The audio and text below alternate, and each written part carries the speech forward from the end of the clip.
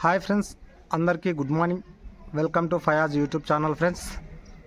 Friends ఈరోజు news ఏంటంటే కర్నూలు మార్కెట్కు ఉల్లి సరుకు తీసుకురావద్దు అని చెప్పేసి ఒక న్యూస్ అయితే రావడం జరిగింది. సో దాని గురించి అయితే మాట్లాడదాం. ఫస్ట్ ఆఫ్ ఆల్ మా ఛానల్ ఎవరైతే ఫస్ట్ టైం చూస్తుంటారో లైక్ చేయండి, షేర్ చేయండి, సబ్స్క్రైబ్ చేసుకోండి ఫ్రెండ్స్. ఓకే ఫ్రెండ్స్, కర్నూలు మార్కెట్కు ఉల్లి సరుకు తీసుకురావద్దని కమిషన్దారులకు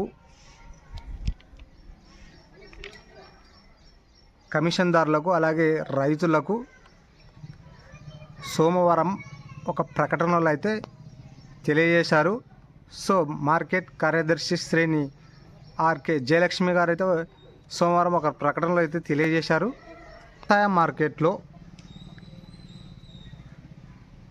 వ్యవసాయ మార్కెట్లో అత్యధికంగా ఉల్లి సరుకు వచ్చినందున ఎక్కడ స్థలం వేసుకోవడానికి లేదని చెప్పారు. లారీలు వచ్చి తిరిగి వెళ్ళడానికి కూడా ట్రాఫిక్ సమస్య ఉందని కూడా చెప్పారు.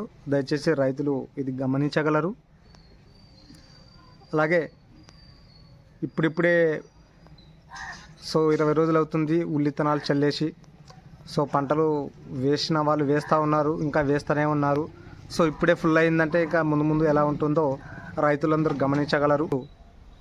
ఇది గమనించి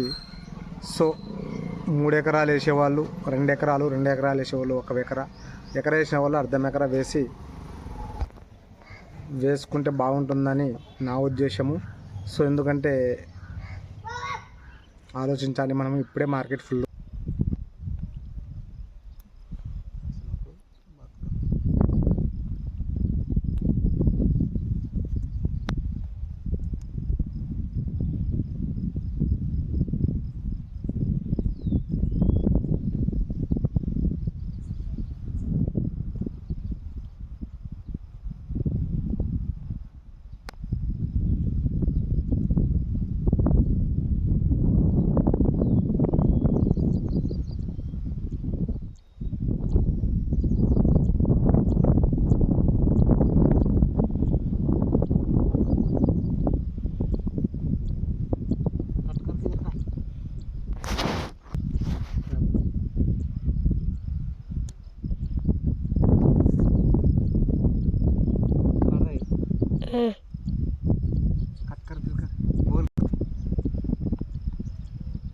హాయ్ ఫ్రెండ్స్, అందరికీ గుడ్ మార్నింగ్. ఫ్రెండ్స్, మా ఊరిలో అయితే ఆనియన్ వేయటానికి రైతులు ఎక్కువ ఆసక్తి చూపిస్తున్నారన్నమాట. సో ఎందుకంటే మీకు తెలియందేం కాదు, మార్కెట్లో కింటం వచ్చేసి 3,800 ధర పలుకుతుంది. సో కాబట్టి చాలామంది ఆనియన్ వైపు మొగ్గు చూపుతున్నారనమాట. సో చూడండి ఫ్రెండ్స్, అందులో నేను ఒకడిని అనమాట. సో ఈ ఎకరా ఆనియన్ వేద్దామనే ఉద్దేశం మీద 3 కేజీలు దగ్గర 2 కేజీలు 3 కేజీలు దగ్గర తెచ్చి చల్లిన అనమాట. సో ఇలా అయితే మలుపు మలిచింది. సో వేసి కూడా 15 డేస్ అవుతుంది. సో ఇంకొక 10 డేస్లో అయితే నారైతే వస్తుంది. 10-15 డేస్లో వస్తుంది అనమాట. సో కాబట్టి మేము ఈరోజు దీంట్లో కలుపు వేరేద్దామనే ఉద్దేశం మీద వచ్చామన్నమాట. సో ఈరోజు ఉదయం వచ్చామన్నమాట. ఉదయం నుంచి 1 2 3 4 5 మళ్ళీ అయితే తీసినాము. సో ఇంకా మిగిలినవి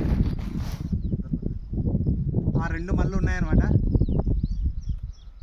ఓకే ఫ్రెండ్స్, మరి మీరు కూడా మీ సైడ్ కూడా ఆనియన్ వేస్తున్నారా?